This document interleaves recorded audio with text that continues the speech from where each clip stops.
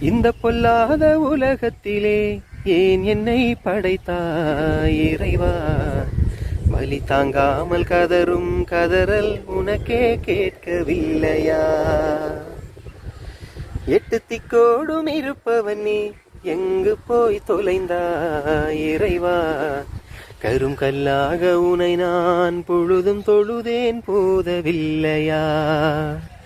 வாடி வதங்கும் ஏழையை நீயும் வதைத்தால் நியாயமா? கோடி விளக்கை ஏற்றி நீ ஊதி அணைத்தால் ஆகுமா? கண்ணீரே வழித்துணையா? நின்றேனே இது விதியா? எல்லாமே தெரிந்தவன் நீ காப்பாற்ற